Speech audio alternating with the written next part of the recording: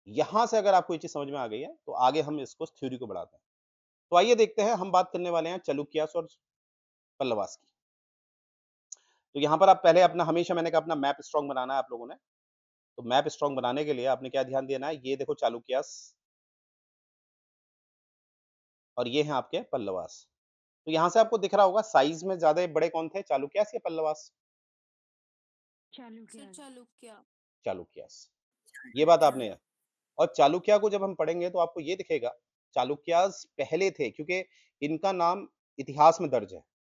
मतलब इतिहास में तो सभी का नाम दर्ज है, पर इतिहास में इन्होंने एक फर्स्ट टाइम कुछ किया है, पहली बार कुछ किया है कि दक्षिण भारत में ऐसा साम्राज्य बना है, आई रिपीट, सदर्न इंडिया में ऐसा साम्राज्य बना है जिसने जिसने नर्मदा नदी से लेकर कावेरी नदी तक, you know it very well, ये है नर्मदा नदी, ये है नर्मदा नदी, और ये कौन सी नदी है? कावेरी। कावेरी। नर्मदा कावेरी। नदी से कावेरी नदी तक साम्राज्य फैलाया। ये पहले थे, तो इनको हम क्या कहते हैं, चालुक्यास। क्या मैं समझा पाया?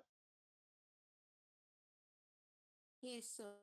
और देखिए हर्षा, देखो नीचे नहीं आ पाया, हर्षा एम्पायर नीचे नहीं आ पाया। रीजन कौन है? पुलकेशिन। 2। सेकंड। और पुलकेशिन सेकंड जो है वो कहाँ का है राजा? चालुक्य। ठीक है, चलिए आगे बढ़ते हैं।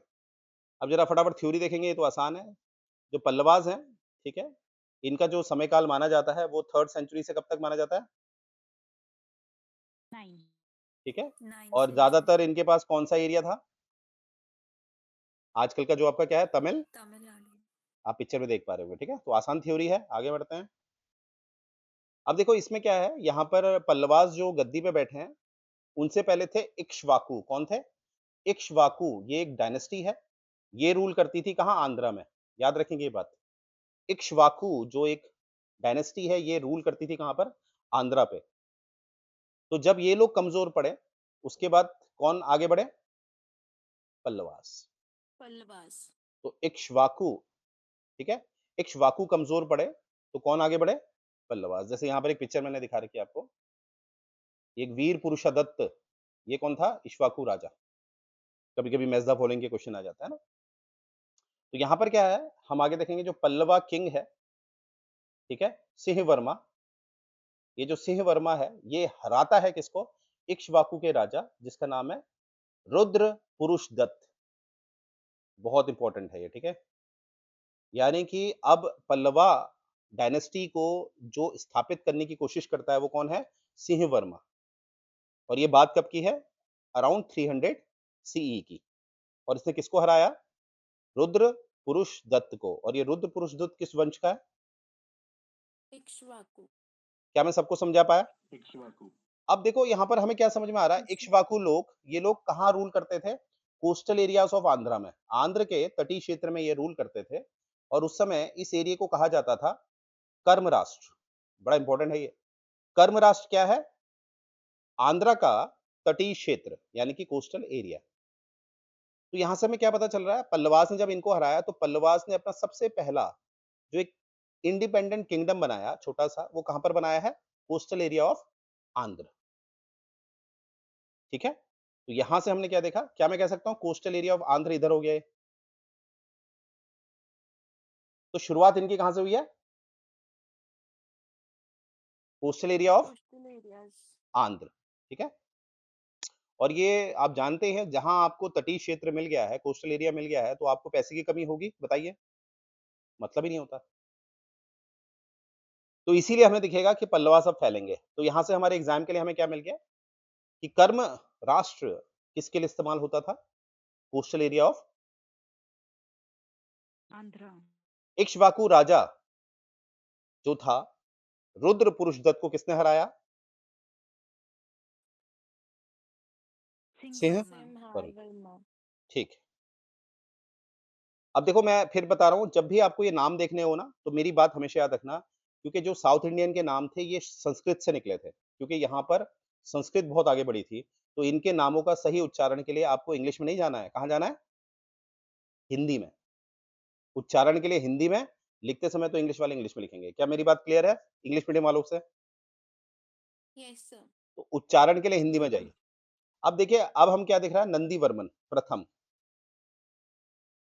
अब यहां पर दिखेगा आपको नंदीवर्मन वन जो है वो है last king of the early Pallava king. अब देखो यहां पर यही चीज जो मैंने बताई थी मुगलों में, अगर मैं इसको एक सिनोनिम्स की तरह इस्तेमाल करूं तो मैं बोलूंगा Bahadur Shah one was the last of the early Mughals. क्या मैं समझा पाया? Bahadur Shah one was the last of the